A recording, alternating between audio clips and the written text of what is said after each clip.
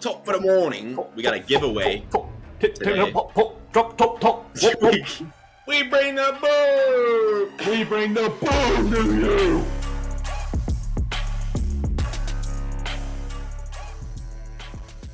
All right, welcome back to Morning Wood. My name is Jason. As always, I am here with Matt. We are dumb. If you didn't know, we're idiots. We talk about sports, mainly football. Talking about football, we are the midway point of the NFL season. Mid-season. And to celebrate, we are giving one of you $50 cold hard cash. Venmo, Cash App, PayPal, whatever you got, we will send it to you. All you have to do to win is like this video. Comment in the comment section, who is your NFL MVP midway through the season?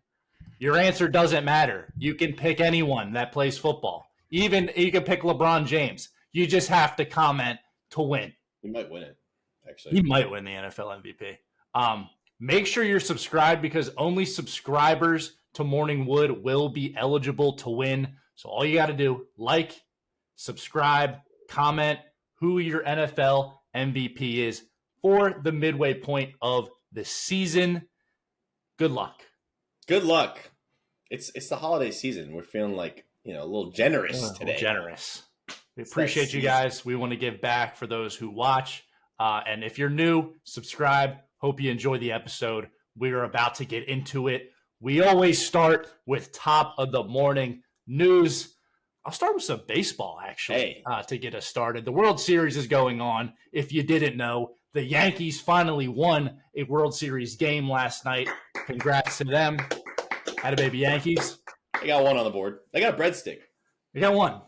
They might only get one. They play again tonight. Dodgers are up 3-1. They play again in New York. If the Yankees somehow hold on, they'll go back to LA and play the last two games if necessary. The Dodgers could be celebrating in New York tonight. That'd be kind of heartbreaking, but it would be. To pay $1,500, watch the other team celebrate a World Series win. But we'll get into football. A lot of news, starting with the Colts. They're benching their starting quarterback, Anthony Richardson. Joe Flacco will get the start on Sunday. Sunday night against the Vikings. Tough game. A lot of buzz going around talking about he asked for a substitution in the middle of the game. Never seen that from a quarterback before, ever, I don't think. I've never seen that. I don't think I've seen that besides like any skill players, maybe some offensive linemen, but quarterback? Nah. You stay on the field, buddy. Yeah, I've seen Matt Stafford get like shot and still finish a drive. So that's what I'm saying. But I've been saying it all year. I think Flacco should have been the starter. After the first game, he came in, looked pretty well. Just get AR. He doesn't seem fully healthy. He obviously has a lot to learn still. I've been saying it all year. Just start Flacco. You have a veteran. He knows how to win games. Get AR off the field. I think this is the best thing for the Colts, honestly. Yeah, I agree. Then Stephon Diggs tore his ACL on Sunday. The Texans will be without Diggs and Nico Collins against the Jets on Thursday night, but Nico Collins is expected to be back the week following, week 10, but a big loss, obviously, for the Texans. Stephon Diggs tearing the ACL on Sunday. Not good. Their offense hasn't looked great, and losing a piece like that is tough. Nico Collins, fantasy owners, they might go crazy when he comes back because he's their entire offense. Yeah. Tough ask for the young buck to kind of take the lead on that. Yeah, but it is what it is. They might need to find somebody before this trade deadline's up, like in a week, if there's even anybody available. I don't know, but I mean, speaking of picking up guys, the Ravens trade for Deontay Johnson. Hey, y'all have that guy. I mean, the Ravens swap their 5th-round pick with the Panthers' 6th-round pick, and then we get Deontay Johnson. We literally got him for nothing. But the offense didn't need to be addressed, honestly. I think they were like, okay, well, we'll take this for literally nothing. But the offense isn't the problem. And then the 49ers, they're on a bye this week, upcoming, but are expected to have Christian McCaffrey back on the field for week number 10. Big news for the 49ers. I forgot he played football, Yeah. to be honest. He was like the 1-1 of NFL fantasy drafts, and he hasn't played in 9 weeks, which is crazy. But he should be back. Ah, boy. Baby. They need it. They got a big win against the Cowboys, but now they are in a 3-way tie in the NFC West with the Cardinals and the Seahawks at 4-4. Niners, Cardinals, Seahawks, all at 4-4. That's wild. It's kind of crazy. But that is the top of the morning news. I will pass it off to you. Let me get it started with Antonio, the best segment. If you're new, this is the best segment on all of everything, television, YouTube. It's the best sports segment of all time. The Antonio Brown tweet of the day. Roll it. Antonio Brown. Who on social media, man? This is about us, nobody else, man. My tweet of the day, for those of you who don't know, we pick an Antonio Brown tweet for the day because that man is on a generational run. I'm picking the dumb caboose, the dumb arse of the day. It's a video of the Bears cornerback, Tyreek Stevenson. My man is just shacked it a full all-timer right here. If you didn't see, my man was taunting the Commanders fans right before the Hail Mary play. Was the reason the ball was even tipped up and available for the game-winning catch. Just the epitome of, that record scratch. You're probably wondering how I got here. Life comes at you fast, man, really fast. And this is an amazing tweet. Tyreek, this was an amazing play. He should not be on that team anymore. That's crazy. It's tough. Celebrating mid-play to then give up the game-winning play that's an all-timer in the NFL. That's tough. That's really tough. That's honestly. like butt fumble level. Like, that's bad. It's pretty bad. That'll live forever. Oh, that's like the most Bears thing I've ever seen. But we'll talk about that more in a little bit. The videos of the Bear fans, like in the bars and stuff, they're all like cheering and stuff. It's amazing watching them just lose. That was the most Bears thing ever. But that's my Antonio Brown tweet of the day. Again, follow him, turn on his noties. He is on a generational run. Let's get into the NFL Week 8 recap. We had a lot that went on. Football this year not slowed up. And we're going to start off with the Vikings, the Thursday night game. The Vikings lose now 2 in a row.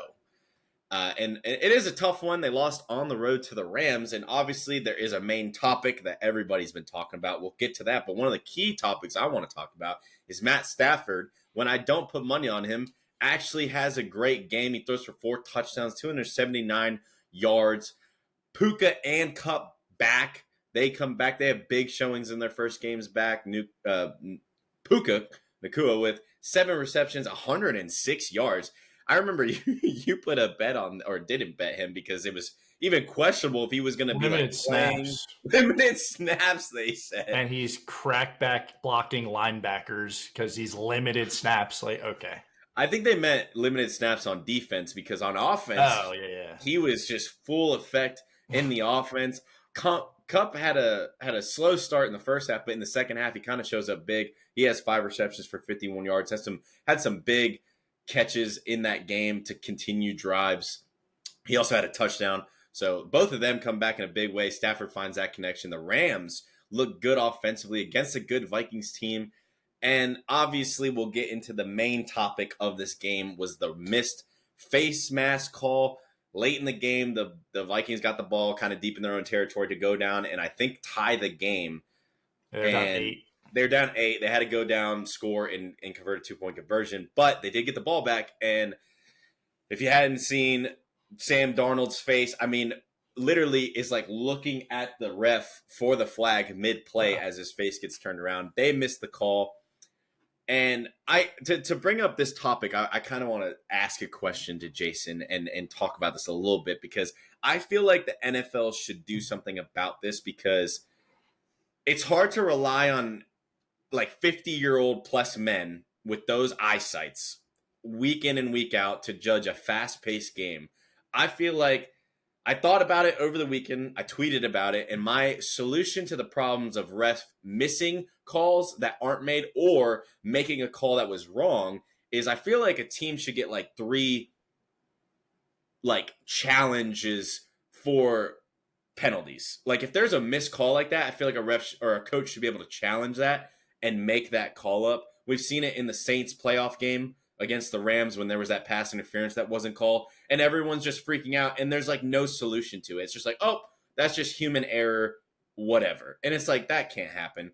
And I think it should be like 3 challenges, maybe even 2, because I don't think it should be a challenge like every single missed call. But in a crucial situation, like in 2 minutes or in a crucial, like that's a game altering play. Obviously, for the Vikings, there's plenty of plays that need to be made in the 3 quarters prior that to win the game. You don't ever want to let it get into the ref's hands. But I feel like there's got to be a happy medium with this. They can't just like have something like that in the goal line. A team's about to go down, hopefully, and score, maybe tie the game and have a chance to get back in it, and the refs miss a call like that, and it's just like, oh, well, that's on them. Like there's just nothing they can do about it. The Vikings should have just taken a play from the Texas home fans and just started throwing everything they own onto the field, and then the refs will change the call. That is true. But about the challenge, I think maybe not adding challenges, but having you can challenge a missed call, like having that be reviewable and not like you can't challenge this because we didn't see it. Yeah. But yeah, like I think that should be fine. I wouldn't add like a separate challenge for penalties, but just have that be able to be reviewed. I think would be a good way to fix that issue. Yeah. I mean, just something to, because we saw it in the Saints Rams playoffs. We saw it in, we've seen it in big games all the time. And I just feel like there's got to be a solution to the Vikings play.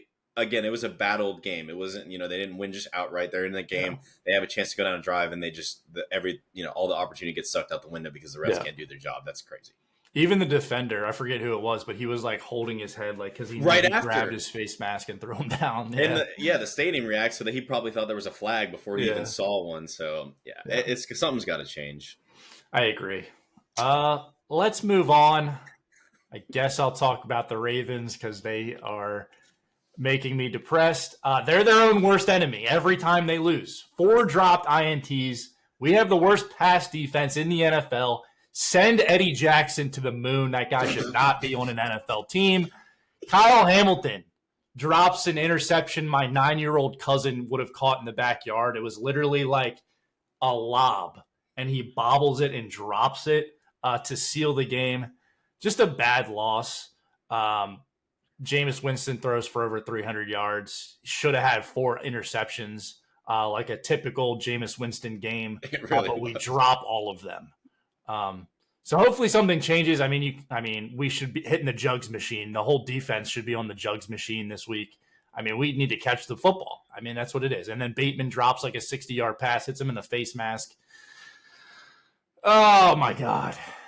Yeah, that's all I want to say. That's Ravens fans are out here having the time of their lives. Listen to the one. Like, I would be like, okay, if they just beat us, like they played a better game than us, like okay, but they didn't. I'm done.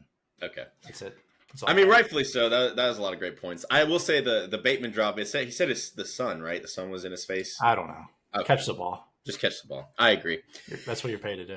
Moving on, let's talk about a crazy game. The Tennessee Titans go to Detroit. And by the way, this score was 14-14 at one point, looking like a good game. And the final score is 52-14. And with that being said, the Lions score 52 points, and Jared Goff threw for 85 yards. So that tells you what the Lions are. The Lions are a wagon. You better get on board because it's coming down the tracks fast. They can win in every way possible. I think I said this last week. That's what well-coached teams do. They scored every way possible. It felt like they were scoring on defense, special teams. A fan got in there. I think Dan Campbell scored a touchdown in this game. I don't even know what happened. He would have. They forced 4 turnovers. They scored off all of them, I think. They returned a punt for a touchdown. I just have in my notes, they are a wagon. They really are. Like, obviously, when we put money on our underdog slip, Jared Goff throws for 85 yards as usual. I thought 219 yards was a gimme. It was not. Yeah. They had other plans. They were going to When you score start every from the way. 30, I guess it's hard to throw for 200 yards. Their opponent's 30. Yeah, he did. He threw for 3 touchdowns. He just had to Yeah. drive 10 yards down the field every time because this team is just a juggernaut. But the Lions get a big win. They're well coached. They have maybe the most energetic coach in the National Football League. Yeah, man. And they can win any way you want. Special teams, defense. They'll win a 10-7 game. They'll win to a 110 to 107 a game. It don't matter. They're fun to watch. I like watching this Lions team. Yeah. It's hard to pick against them, obviously. Let's stay in the division. Jordan Love, after injuring his groin against the Jags, Malik Willis comes in, drives down the field to get in field goal range. Packers walk it off in Jacksonville. Malik Willis throws the only passing touchdown for the Packers. Josh Jacobs gets going a little bit. 25 carries for 127 yards, 2 touchdowns. The Jags fall to 2-6. And it doesn't get any easier for the Jags. Next 4 games against the Eagles, the Vikings, the Lions, and the Texans. That's a rough. That's easily an 0-4 stretch. Yeah, I mean, it feels like they've been playing every game like they're in it for the most part. I mean, not every game. I think they got blown out once or twice, but I mean, they're still a good offensive football team. Their defense is kind of lacking. Jordan Love is on pace to play this week, so nothing too crazy as far as that injury, but it's really good to have Malik Willis down there. He's technically has 3 of their wins. Technically. Malik Willis, a good guy to have in the backfield or backup, obviously. Yeah, they play the Lions this week, I think, so it's going to be interesting if Love's not 100%, but definitely. Yeah, big win for the Cheeseheads. Cheesy. The Jets, we got to talk about them, man. The Jets Crazy. are the Jets. Shout out to our friend Weitzman, said that they were going to win out before the Patriots game. They unfortunately are not winning out, man. They lose to the 1-6 Patriots on the road. I got to talk about their situational football, man. This Jets team, if you're watching that game, they had no timeouts in this game. It felt like ever. They didn't have any in the first half, and they didn't have any to get the ball back and maybe go down and kick a field goal. You want to know why? Because they wasted all of them on the dumbest stuff I've ever seen in my life. They wasted all 3 timeouts in the first half on delay a game saves or like changes to the play. They had a timeout in the second half. They had a 3rd and 7, a crucial 3rd and 7 to keep the drive alive. They didn't like what they saw. They call timeout to change it up, and they come out and they get a sack. They get sacked. That was their timeout. They waste a timeout. They come out in a play they're confident in, and then they get sacked. Like their situational football, especially with an Aaron Rodgers led team, is kind of wild how bad it is. Greg Zuerlein, get him. He could join what's his name to the moon because that man is terrible. He misses a field goal and a crucial extra point. The leg. Oh, Greg, you had a good run in the 2010s, Greg you know, leg, but it's a new decade. You gotta start exploring new options, man. You gotta get into painting or something. He misses an extra point and a field goal. Then Peyton Manning, it looks really good. Then they have a 2-point conversion, and they break the huddle, mind you, like 12 seconds on the clock. Mind you, there is maybe 4 plays for a 2-point conversion. You only do a couple of them. They've had 3 opportunities in the season. You don't have that many 2-point conversion plays. They're usually confident plays that you think is going to get you 2 yards. They come out, break the huddle with 12 seconds left. Aaron Rodgers sees the defense, goes the line, starts to change the play call. Mind you, this was for them to go up 7 against the Patriots. This was like late, one of the last drives. He breaks the huddle. They don't get the playoff. Another delay of game on a 2-point conversion, so it backs him up to the 7. He's in the shotgun, so realistically it's like a 10-yard play. A 10-yard 2-point conversion now from the 10 to go up 7. They don't get it. The Patriots call a cover 0 blitz. They don't get it. So now they're only up 5. Obviously, we know the rest. The Patriots go down and score, take the lead. But you guys can't even get off a 2-point conversion properly as an NFL team. Like, there is so much more problems to this team than just Devontae Adams. I don't know. I don't even know. Like, their season's over to me. Like, there's no coming back from that one. They lost to arguably the worst team in the NFL, maybe. Yeah, I don't know. I don't even know what to say. I mean, it's just like their personnel is crazy. I don't even know. I don't know. I don't know how they're losing games. I don't know either. They literally like their clock management and Their situational football, it has to be. It's situational, obviously. Like they put up decent numbers. Aaron Rodgers, if you just look at his stats, they're not horrible, but it's just like, what is happening? Like just dumb stuff that doesn't have to happen. A delay a game on a 2-point conversion.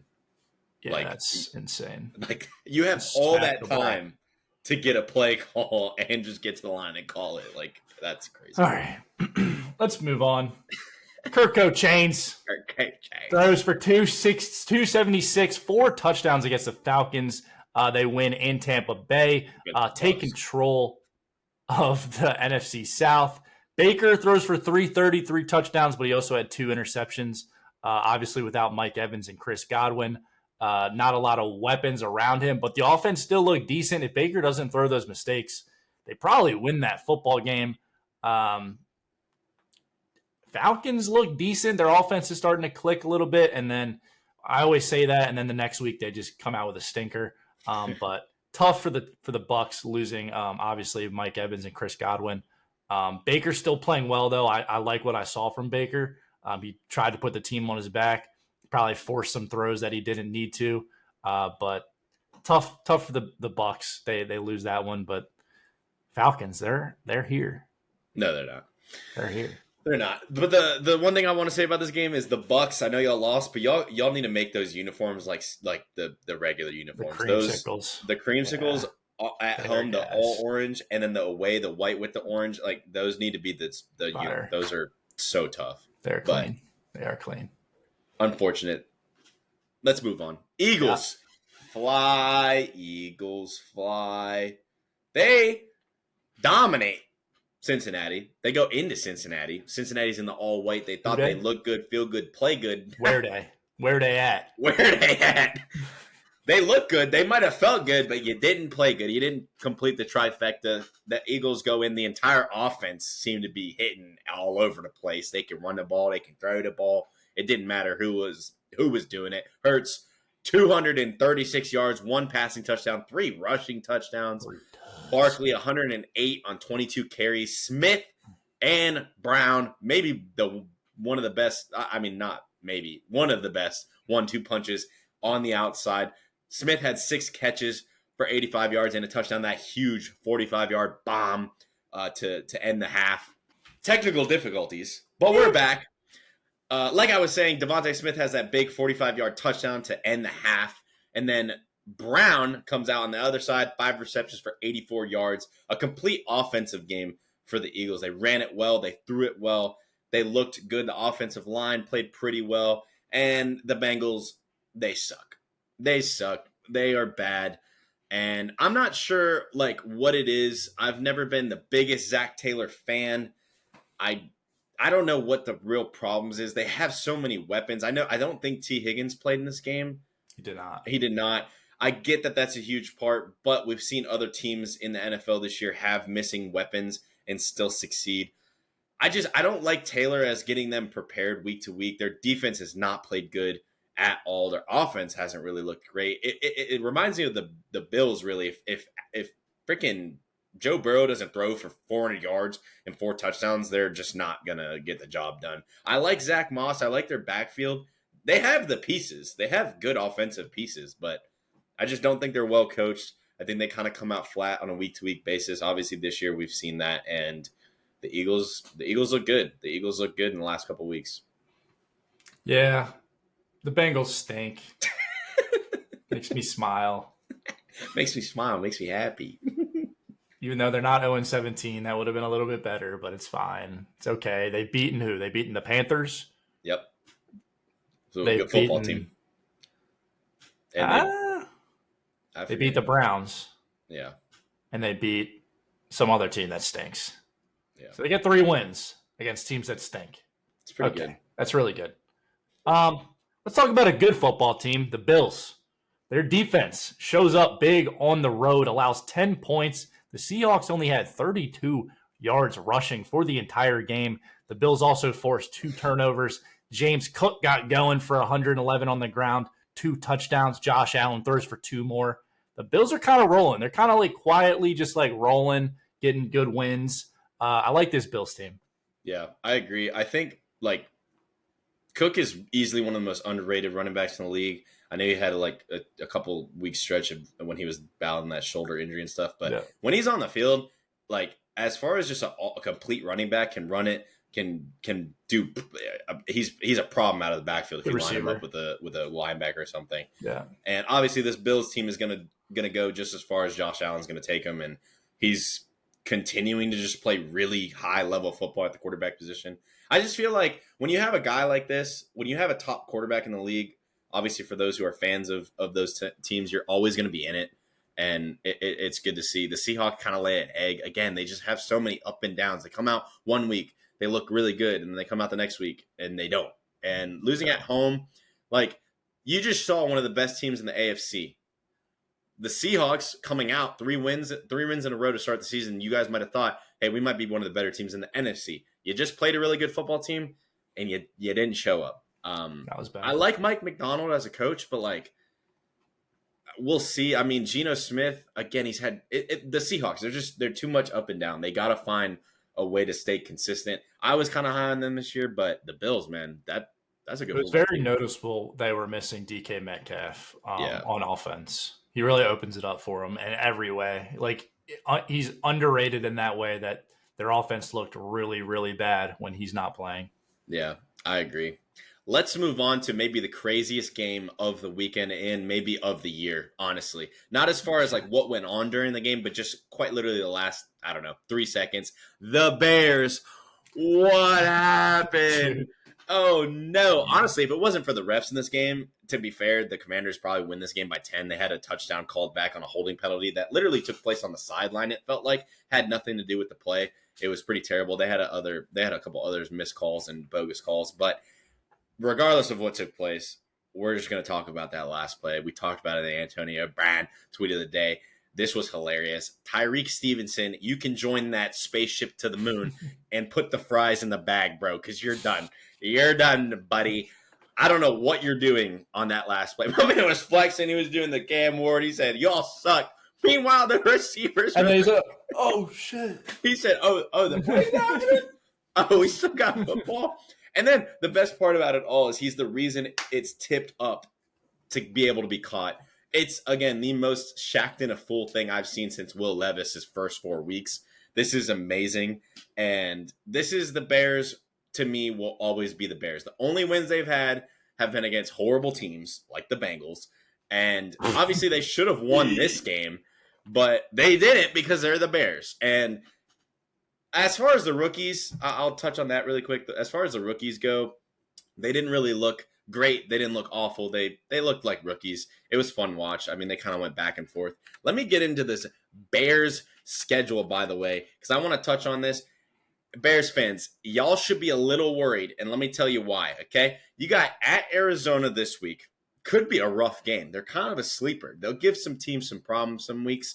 Don't go into that super confident. You got the Patriots at home. Congrats, you get a win. Then you got this 3 stretch in division. You got the Packers, Vikings, Lions. That's rough. Then you go to at San Francisco, probably fully healthy San Francisco, and they might replace Ayuk at receiver. So then you got at Vikings after that, and then Lions at home, and then Seattle at home. And then at Packers. I'm not kidding, Bears fans. Y'all might win 2 more games the rest of the season. You have Packers at homes, Vikings at homes, at Lions, at 49ers, at Vikings, Lions at homes, Seahawks at home, and Packers on the road. You're winning 2 of those games. Sorry to break it to you. I know you guys were kind of on a high going into the 5-2 record, but I'm calling it now. Y'all are only winning 2 games the rest of the season. Get ready. What would that be? What are they at now? 4 and they're 5-3, I think. So they'd finish the season 7-10. Yeah, nice. It's gonna be unfortunate, but it's a tough division. It's just so hard. That's rough. You have 3 division games, and you go at San Francisco, who's gonna be healthy. You have Seattle in that mix. You have the Packers again. You end the season on the road against the Packers. You have the Lions twice. Like, oh man, the Bears, and you have a rookie quarterback, so just don't expect to win many of those games. The Bears. The Bears will always be the Bears. And they're starting this 2-win streak or 2-win game stretch off with a bang from Stevenson.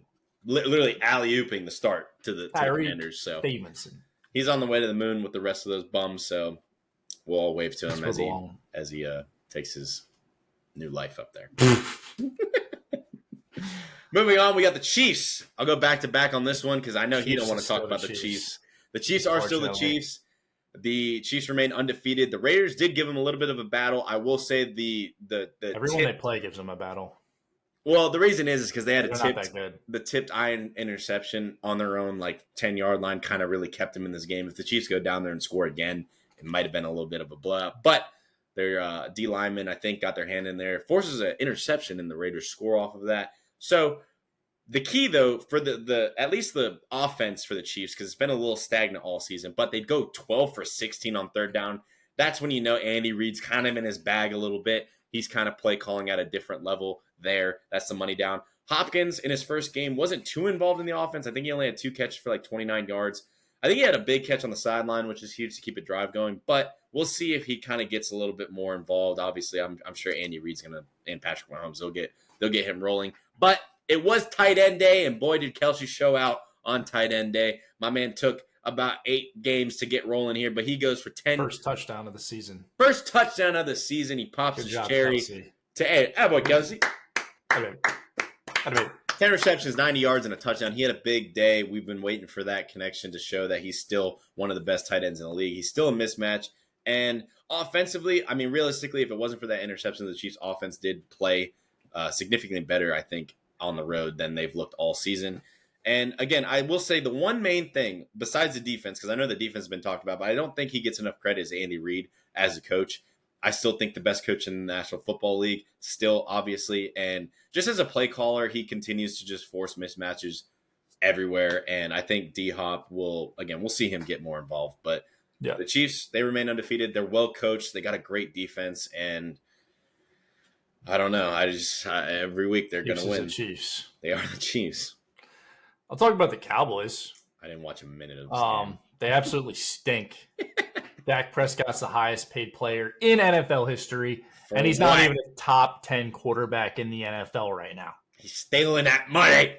The Niners beat the Cowboys 30-24. Dak Prescott gets all his stats in garbage time per usual, throws 2 touchdowns, and gets over half his passing yards in the fourth quarter.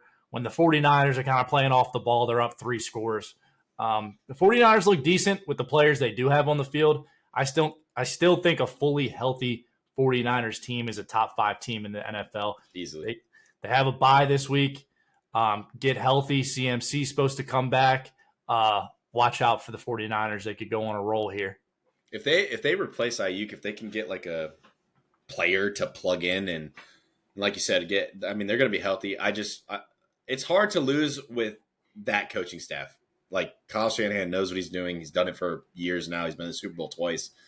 I like the 49ers down the stretch here it's going to be crazy to see them in the wild card or lower in the NFC playoff hunt, but I think they could win that division. Obviously, the Seahawks aren't playing that well. Cardinals, are they real or not? Probably not.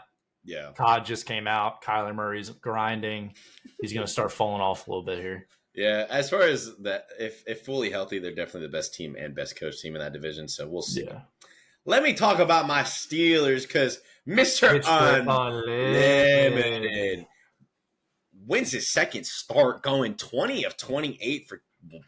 Did he only throw for 170? No, he threw for 278. I think I misclicked that. And a touchdown. He should have thrown for 3 touchdowns. We had 2 bogus touchdowns called back. Apparently, when a receiver gets 1 foot down and then the same foot comes down, isn't considered a catch. But if he gets 1 butt down, an elbow down, or a knee down, that's 2 feet. But not 2 taps of the same foot. But if he landed his head on the ground, it's a 2. He scores.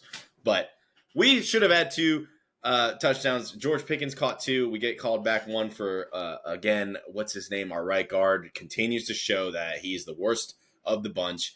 Penalty gets called back on a touchdown, and then George Pickens is toe tapping in the end zone, but it doesn't count. So Russ really should have threw for 3 touchdowns. He looked good. He had a absolute dot to George Pickens on the sideline on the left side. It was like a 30-yard, literally handoff. And I love Fields. I'm glad he got us to 4-2, but he's not making that throw. Najee rushes for his third straight 100-plus yard game. He started out really hot in that game. He had some big runs. He slowed down in the second half. I think we just kind of, with the field goals and the red zone lulls we had, we still had to throw the ball, so we weren't able to just kind of feed him in the second half. The box score did look a lot closer in this game than it really was. If you watched it, we really dominated this game. The only thing that they really did well was run the ball, and I will give kudos to Tyrone Tracy. He's been the only back this year on us that's really, like, we couldn't really stop him. I mean, he was finding holes his vision that game on Sunday night or Monday night was incredible. Like, every hole that we had in the D-line, he was finding it. Like, he was reading our defense really well. Our linebackers weren't really tackling well in space or filling the gaps, so he took advantage of that. I will give credit to him. But overall, again, I think the box score is a little bit skewed. We really dominated that game. And again, if we don't get those touchdowns called back, we easily score over 30 again in back-to-back weeks. So I don't even know the last time we've done that. But to close out the game, TJ Watt. 2 sacks. He should have had 4, technically speaking. He closed out the game again, one of the best closers on the defensive side of the football. And we looked good. We've looked good in back-to-back weeks. I know we played the Giants, but overall, as a Steeler fan, this is the best we've looked in a while. And we have a quarterback now that can really, facilitate and run an offense. So I'm really happy about that. And we we actually take the lead in the division. So that's cool. Yep. That's the week 8 recap. Yep. A lot of craziness. Bears. You guys are still the Bears. Cowboys stink. Bears stink. Bengals stink. Everything's right in the world. That's good stuff. Let's go over our week 8 picks from last week. Just going over real quick. We both had the Vikings on Thursday night. We both catch an L there. Yeah, we both had the Ravens. We both catch an L there. And we both had the Lions. So we get on the board there with the wins with the Lions because they're wagging. We did. We both had the Texans in this one, right? Yeah, so we both get a win there. And then the Dolphins game. I picked Arizona last second. I had my notes Miami. I picked Miami. Yeah, we split on that. Tua coming back, still didn't get the job done. We'll I don't know what to do with Mike McDaniel as a coach. I don't know. Yeah, we'll see. But I think we both picked the Jets in this one, and they've showed me that I'm never picking them ever again, so it doesn't matter. So screw the Jets. We both had the Packers, I believe, against the Jags. They escape with that one, right? Yes, I had the Packers. I had the Falcons over the Bucks. I think you were on the other way. Yeah. So we split on that. And then we both had the Eagles beating the Bengals because they stink. Fly, Eagles, fly. Another Charger game I've not watched. I have yet to watch them because it seems like every matchup they have suck. But we both get that right. We both choose the Chargers at home. And then I think we split on this one. Did you pick the Bills? I had the Bills, yeah. Yeah, I had Seattle. They lay an egg, so we split on that. And then did we both have the Commanders? I had the Bears. Ooh! I had the Bears because I didn't think Jaden Daniels was playing in this game. That's why I didn't pick the Commanders. Yeah. Unfortunately, the Commanders bring the boom! They should have won, but it's okay. They should have won, but, sometimes you have Shaq in a full place. I'm glad that the Commanders won, though, so it's okay. It's fair. Then we both had the Broncos over the Panthers, and then we both had the Chiefs over the Raiders. I actually picked the Cowboys over the 49ers because I'm stupid and I'll never do that again. Kind of wild. But yeah, I don't know why I did that. And then we both had the Steelers on Monday night.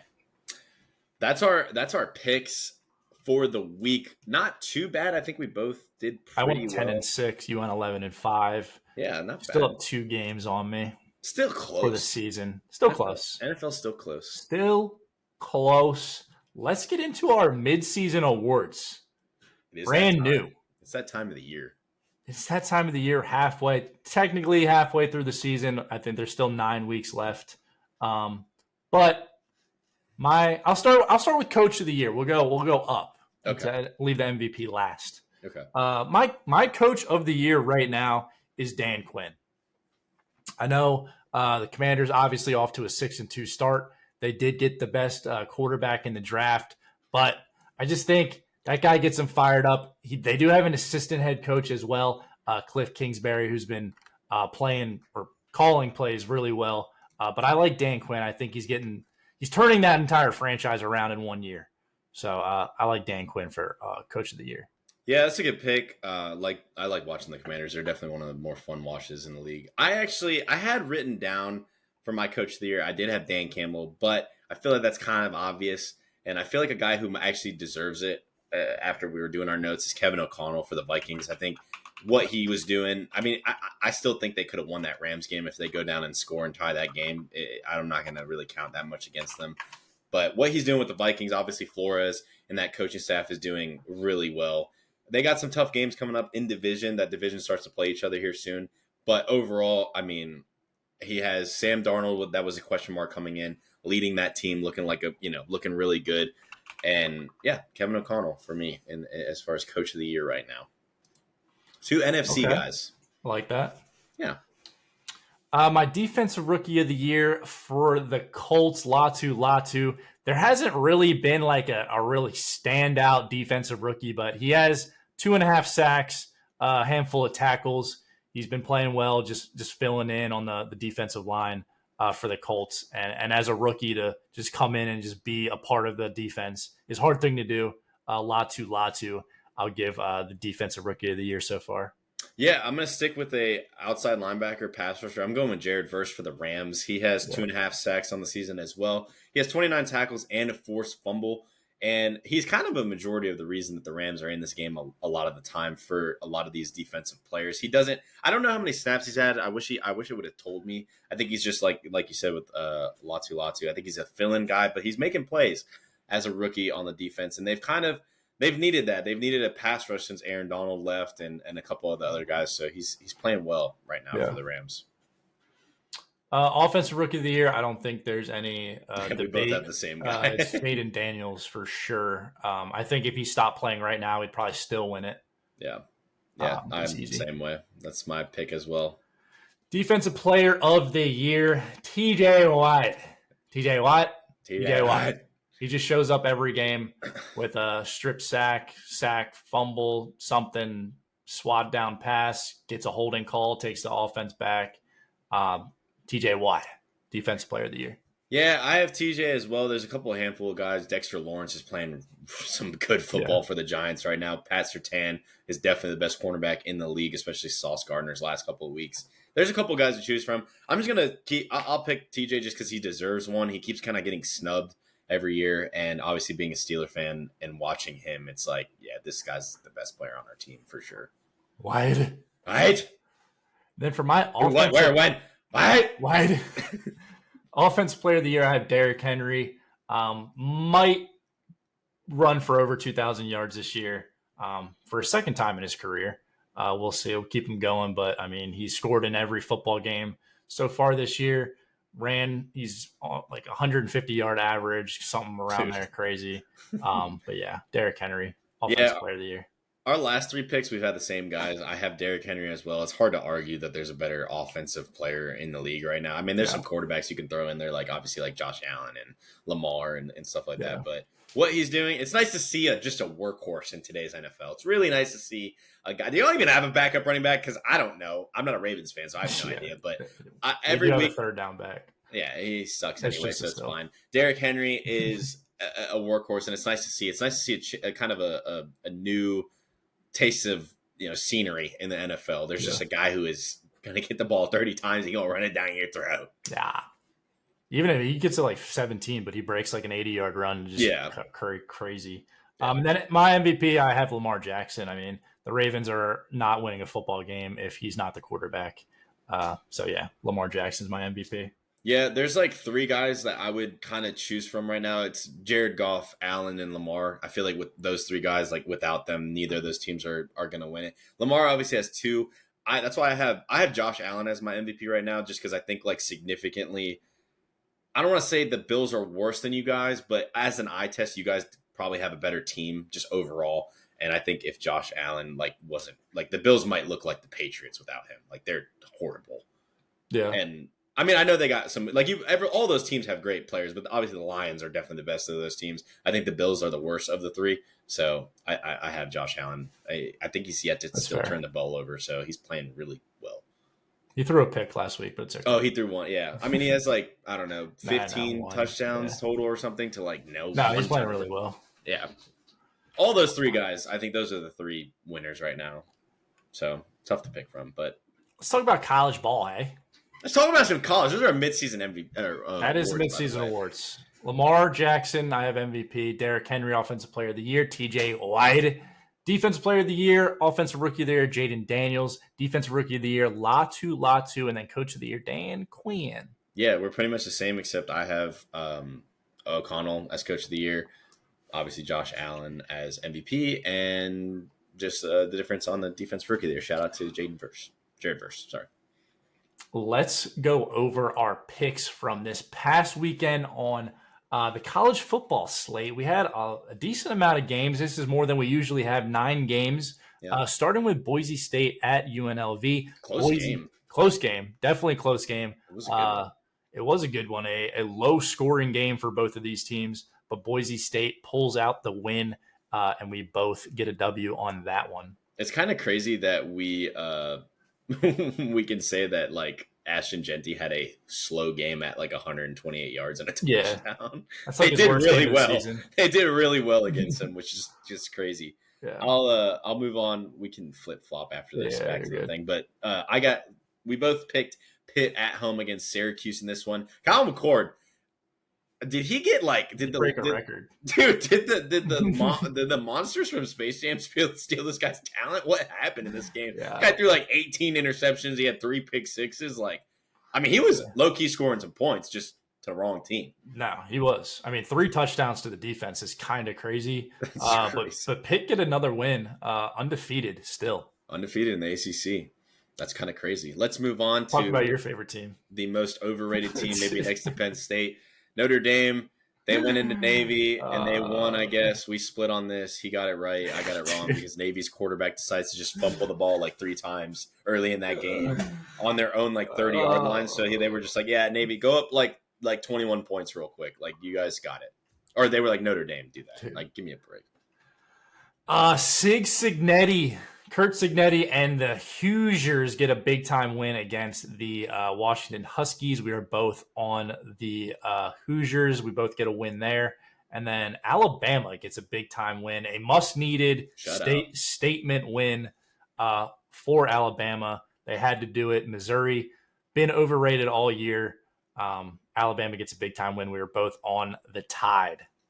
Yeah, Penn State, number 3 Penn State goes into Wisconsin. Kind of a tough game for them. We both split on this. Jay had Wisconsin, or Penn State. I had Wisconsin, so he wins. I lost. Wisconsin was really in this game for a majority of this. They were leading at halftime, and if it wasn't for kind of one of the worst pick sixes of the weekend, I think they might have had a chance to win this game. Unfortunate that I lose that, but still a close game nonetheless. And then our matchup of the week, a really good game until the fourth quarter, I guess. LSU loses to Texas A&M. We were both on the Aggies to get a win here. Kind of a crazy game. That place was rocking. The all-black uniforms were fresh. Those are so clean. They were fresh. Texas A&M gets a big-time dub against LSU. Yeah, we both get that right. We both get the next one right. We had SMU going into Duke and winning. And SMU actually improves to 7-1. In the ACC, they win in Duke. Tough place to play. Duke wasn't bad. They were like 6-1 going into that game, but SMU winning some games now. Are they for real? No, I don't know. They won games. And then we both split on the last game. I had Colorado. You had the Bearcats. I'm picking against Colorado and Notre Dame every week. Colorado kind of that was a good game from them. They actually played pretty well. They did. Colorado gets a big time win at home. I went 9-0 on the week 9 picks, which I don't think I've done before. I went 6-3, and that's like not even bad. That's not bad. Yeah, it's not bad. But I am up 8 games on you for the college football season. A lot of ball left though. Yeah, we're gonna continue to pick games. I'm gonna continue to pick against Notre Dame and Penn State and Colorado. It'll get really crazy in the playoff when we have to pick those games, and then that'll go towards our record, which will be fun. Yeah. let's recap a little bit of the week 9 of college football. Again, college football is just continuing to be fun this year. A lot of stuff happening, a lot of craziness. College game day, if you haven't been watching every week, has been electric everywhere they go. Yeah. And it's starting the Saturday slate in the morning off right when you're watching college game day. But let's break down our matchup of the week. LSU gets absolutely routed by Texas A&M in just literally the second half of this game. They get outscored 31-6 in the second half of this football game. Garrett Nussmeier, I kind of called this a little bit. 3 interceptions. It seemed like the lights were a little bit too bright out there in the Aggies, the 12th man. They get rowdy and they will affect your quarterback. That spotlight kind of seemed a little bit too bright for them. LSU kind of stumbles, like I said. Connor Wigman, he didn't look great, but he left the game with an injury. And in comes Marcel Reed, who throws Lamar Jackson 2.0. Lamar Jackson, Deshaun Watson, Kyler Murray. This guy's a two-way threat. He throws 2 passes, 2 in the second half. He averaged one a quarter. Doesn't matter because he runs the ball 9 times for 62 yards and 3 touchdowns. They couldn't stop him on the ground. They couldn't really stop this Aggies offense in the second half at all. And again, I kind of called the Garrett Nussmeier choke and the LSU kind of fumble. I said that they were a bit overrated. They should have lost to Ole Miss. They had a good game last week, I guess, but they're not the 8th best team in the country, and they were shown that easily. Yeah, I definitely agreed with all your points last week, and I knew Texas A&M's defense was going to show up. Yeah. And then Garrett Nussmeier obviously wasn't ready for the moment. That place was going bananas. That second half was just clinic of two different coaching staffs. The Buffaloes. Boom. Shador throws 2 touchdowns to Travis Hunter. The Buffaloes get a big win over the 5-2 Bearcats, who were having a good season. They actually got the run game going in this one, ran for over 120 yards. That's a lot for the Buffaloes. Shador throws 323 through the air. Their defense kind of shows up a little bit. Are the Buffaloes, are they going to go to a bowl game or something? I mean, they might. Toilet bowl. Maybe. Good for them, I guess. Let's talk about a better football team. Let's talk about Alabama. They finally get a convincing win on the season. They shut out Missouri, the overrated, Missouri Tigers at home, 34-0. I still have question marks on this team. I was watching this game. Jalen Milroe, big question mark in my opinion, as one of the better quarterbacks in the country. Threw a touchdown, yeah, but this offense in the beginning in this first half, you're watching it, just looks slow. They look slow getting rolling. I know Missouri overrated. Yes, they still are probably a better team than most out there, but just as an offense, your quarterback should be throwing 3 touchdowns a game. He should just be looking better, in my opinion. And Kalen DeBoer, we'll see how that coaching staff looks. I know they got LSU coming up. I think they have maybe an Ole Miss as well. I could be wrong on that, but I don't think so. No? Okay. I know they have a couple more games that are the way they've looked, they could be interesting games. So We'll see how Alabama looks. They did, again, convincing win at home. They needed it, but I'm still not on board with them yet. Yeah, I agree. They got to show something against LSU. Yeah. It's actually bad that LSU just lost to Texas A&M for them. It as is, far as yeah. their strength of schedule. But Penn State defense shows up on the road in Wisconsin. Drew Aller goes out early. Bo Prabula, I believe is how you say his name, holds it down for Penn State. They win 28-13.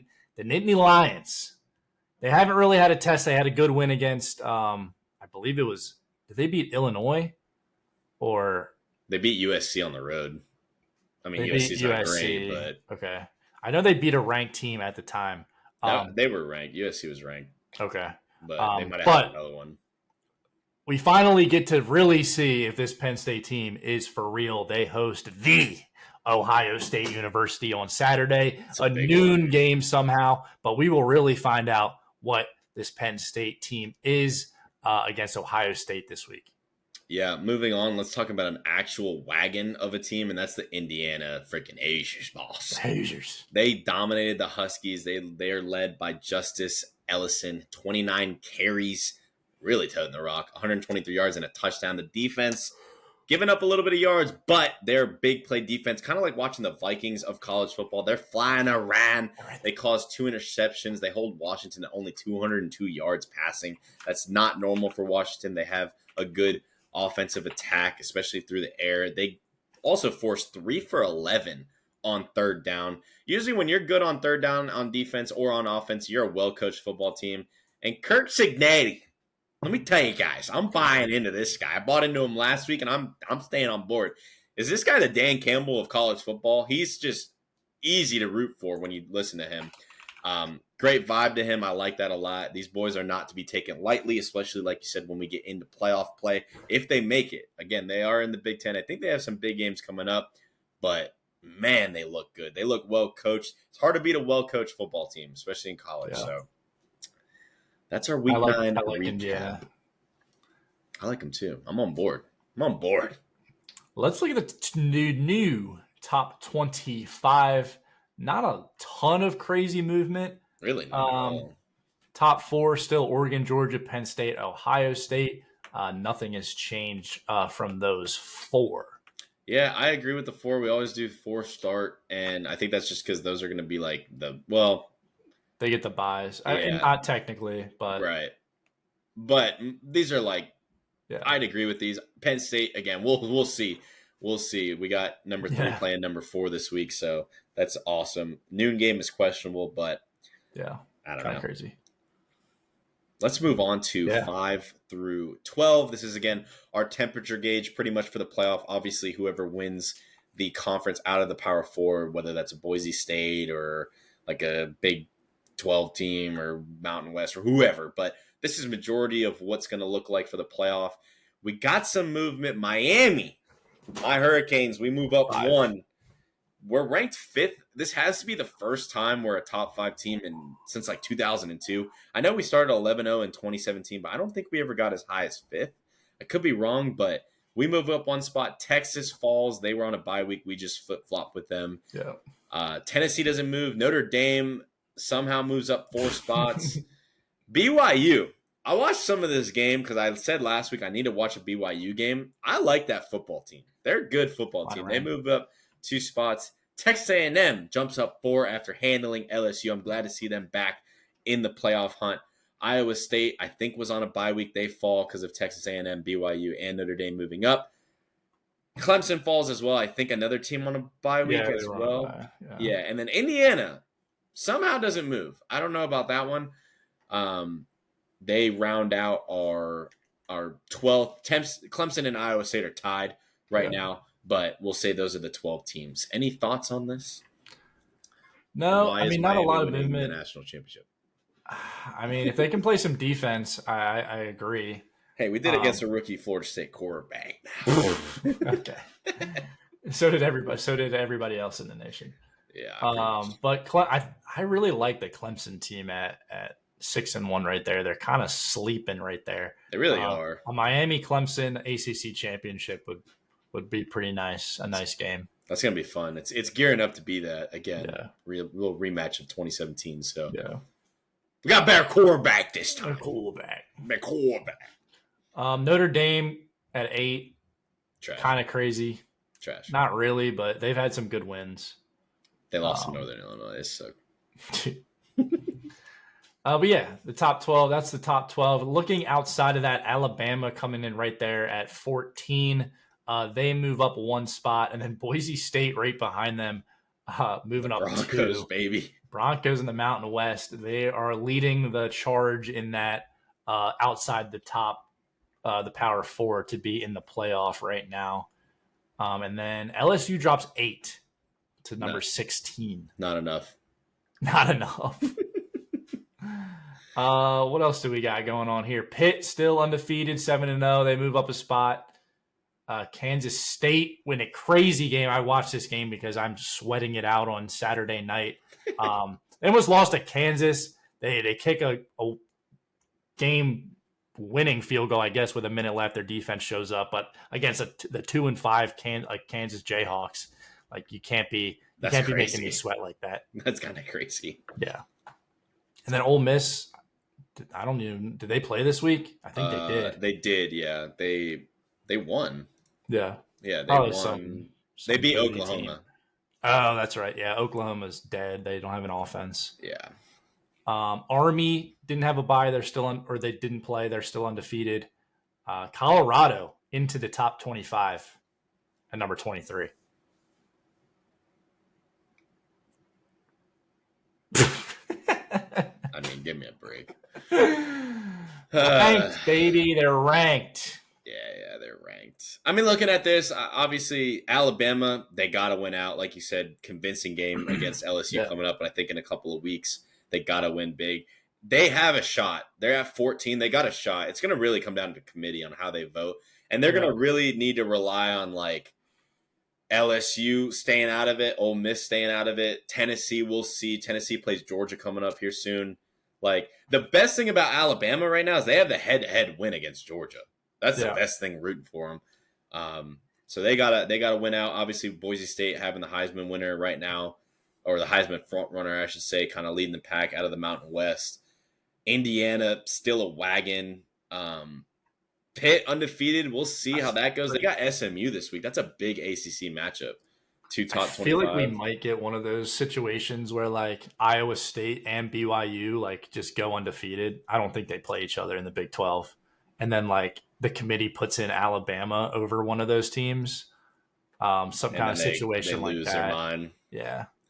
It's going to be hard to keep out Bama if it's like a situation like that. Like against the Iowa State or a BYU.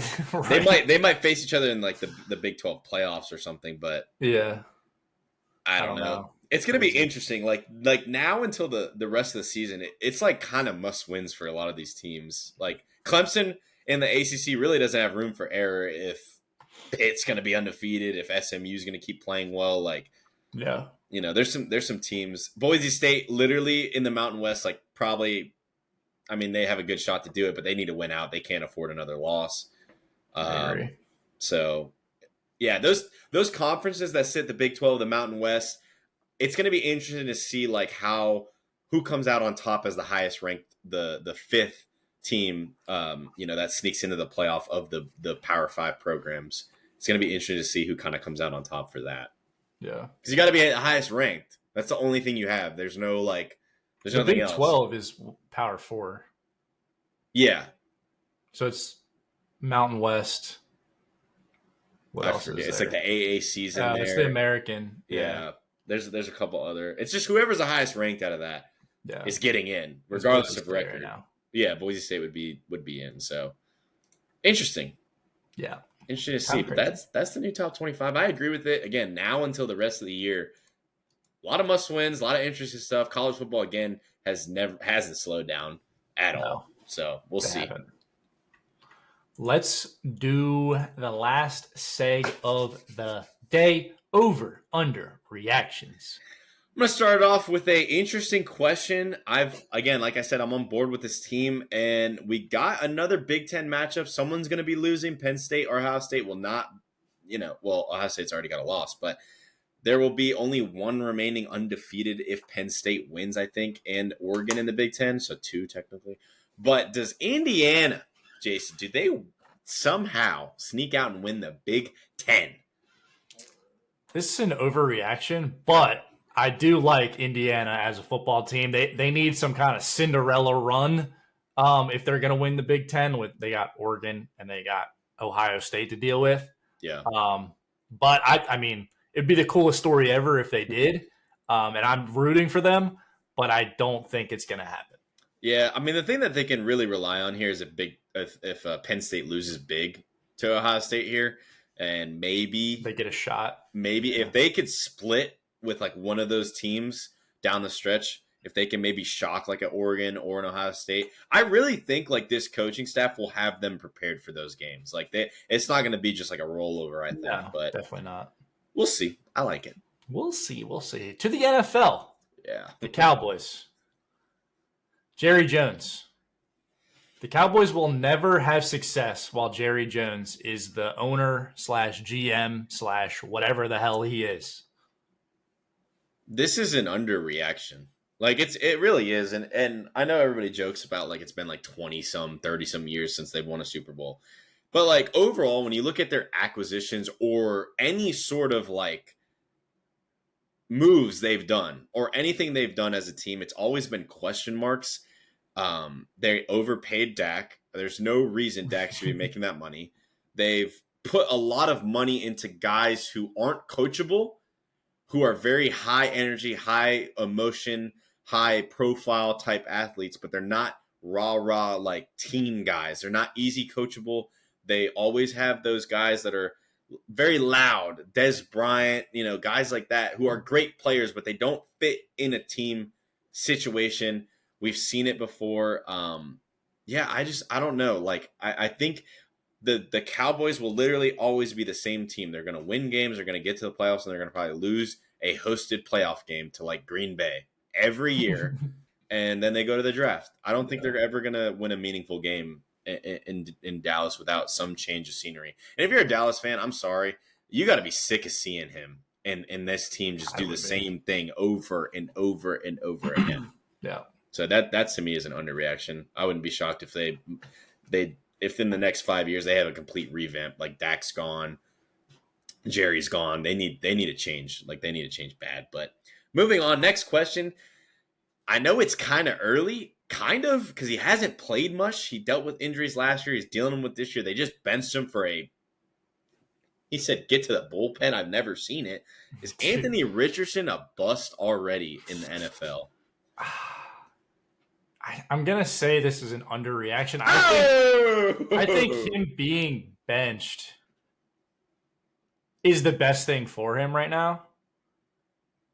Because I've said on this podcast before, like, I think rookie quarterbacks, if like CJ Stroud excluded, like you have to like sit behind like every quarterback that has been successful, like as a rookie in recent years, like good success, long-term success, has sat behind a veteran quarterback for the first year or two. I don't know. The subbing out is just like the mentality of that is just bad. Like regardless if you're tired or whatnot, like I don't know, man. Has he watched Lamar Jackson play football? Lamar Jackson runs 80 miles a game. Like that's crazy. Did I say underreaction? Yeah. I think it's a little bit of an overreaction is what I meant to say. Or no, you said overreaction. You said overreaction first. Okay. Yeah. I think it's a slight overreaction. He's not a bust yet. I think he needs to sit the rest of the year, have a good off season, and then next year he can come back and be the quarterback that the Colts need. But yeah. I'm leaning towards bust right now. And I'm not even saying that, but he's like horrible completion percentage. He was drafted 5th. Like obviously a true raw talent, but yeah. I mean, the game itself, there's a lot of positions you could be raw at, like new in college too. We drafted a guy like that in TJ Watt. He didn't play outside linebacker much at Wisconsin at all. And luckily he turns out to be the defensive player of the year. But quarterback, not really a position you can kind of just jump into, but we'll see. Yeah. He needs to learn how to get hit. Like when I watch Lamar Jackson like get hit, like he is really good at not taking big hits somehow. It's like weird. His vision and his awareness on the field, like he gets down, he gets out of bounds. There's like maybe once or twice a year he takes like an actual like big hit. Yeah. Anthony Richardson takes a big hit every game or multiple big hits every single game. Yeah. So I don't know how to just get out of bounds, get down. Don't lower your shoulder. Yeah, that's a great point. Russell Wilson was really good at that in Seattle. Yeah. He did get hit a lot, but it was never like, it was rare to see him get like cracked. Right. So yeah, Anthony needs to kind of figure that out. Moving on, the Cardinals. Are they going to sneak into the playoffs in the NFC? Oh, I don't know. This is a good question. I have to look at their schedule and kind of look into it a little bit. I'm not going to do that. I just kind of want to go off gut feeling here. Just seeing the division, a 3-way tie right now is kind of wild. Obviously, I think Seattle should be a lot better than they're at. Obviously, the 49ers aren't healthy, but they will get rolling. I think the NFC has just too many teams right now, like Atlanta, the Bucks, if they replace Godwin and get healthy. Like, there's a lot of good teams out there. The Cardinals haven't been as consistent as I'd like. Like you said, Black Ops 6 drop. Who knows what Kyler's going to be looking like here soon? He's going to be grinding on Twitch. So yeah, he probably already has dark matter. I don't know. I think this is close. I think it's a slight overreaction. I wouldn't be shocked if they do, because they got good pieces. I said this last week. James Conner's really looking good. Marvin Harrison, when they really target him and actually get him involved in the offense, looks really good as a young receiver. They got some good players on defense. I'm not bought into their coaching staff as much, and they are in a tough division. If Seattle kind of gets it rolling a little bit, if Geno comes back and starts playing well, obviously the 49ers are going to be the 49ers. It's tough. The wild card in the NFC is going to be a tough race. I don't see them sneaking in. We'll see, though, but I think it's a slight overreaction. Okay. Let's talk about a guy that we've kind of talked about this year. We've been really not impressed at all with. Mike McDaniels has the Dolphins at 2-5. A lot of hype, a lot of expectation coming into the season. I know they dealt with injuries, but we've seen teams also deal with injuries at quarterback. The Colts are one of them. They've won. The Packers are one of them. They've won. Is Mike McDaniels on the hot seat at 2-5 with the Dolphins? I had him at like 10-6, I think, in my prediction this year. I mean, I think this, like, for me personally, I think this is an underreaction. Like, I think if he's not, he should be. Yeah. And I think the Tua injury might save him as, like, the coach, because that's what he can blame it on, I guess. He's not going to blame it on it personally, but just from the view of the owners and stuff, they didn't have Tua for 5 weeks. But regardless, his play calling is just horrible. I haven't watched a lot of Dolphins games, but the ones I've seen on primetime, I'm just scratching my head on situational play calls and situational time management. I think he should be on the hot seat, especially if they win like 4 or 5 games. I don't think he'll get fired, but I think he should. Yeah, I think they're 1-2 with Tua at quarterback, and one of those games was literally a game-winning, never led in the game against Denver. That was week or 1, Jacksonville. right? Yeah. So they're 1-2 with Tua. So it's not even like they can say like, oh, well, with Tua we're like 3-0. No. Yeah. Well, it's like they're 1-1, I guess, because he did get hurt in the game that they lost. The Buffalo game. Bills. But they were getting. They were going to lose that game. Like they were getting smacked around. I agree. All right. Last question. Is it Super Bowl or bust for the Lions? If they don't win the Super Bowl, is this a failed season for the Lions? Ooh, I think this is an underreaction, and the only reason I'm going to say that is because this team primarily at skilled positions is young as hell. They have a lot of good young pieces, and I don't think Jared Goff's season right now is a fluke. When you watch him play, I just think it's a new scenery. We've seen this guy get to a Super Bowl with the good play calling of the Rams and Sean McVay. I think he looks comfortable. I think Dan Quinn is a coach that's going to last in the NFL for a while. I think he's just going to have Dan Campbell. Sorry. I think he's just going to have good teams every year. I think this is an underreaction. I think they are the favorites right now in the NFC, obviously. So I could see the bust aspect. But to ever get to a Lions topic and ever say Super Bowl or bust is a true kudos to their coaching staff and Dan Campbell and what he's done. This is still an overreaction to me because I would not be shocked. They were in the playoffs last year. I know they kind of blundered. I think they lost to the Bucks, I think, last year in the playoffs. But I don't think it's a bust. I think this team is not going to be one of those NFC teams like the Falcons or the Panthers that go and lose in a Super Bowl and then they never see them again. I don't think that's going to happen with this team. So I think it's a bit of an overreaction. Well, that's the episode, man. That's the episode. We got a giveaway of $50. Remember to like, comment, and subscribe to enter into that. We're picking a subscriber. You got to be subscribed, and you got to comment your mid-season MVP again. Like we said, it could be LeBron James. It could be freaking Drake for all I care. I don't care who's winning it. Just comment. You can say something about the podcast, anything. Just all you have to do is comment to win or be entered to win. Yeah.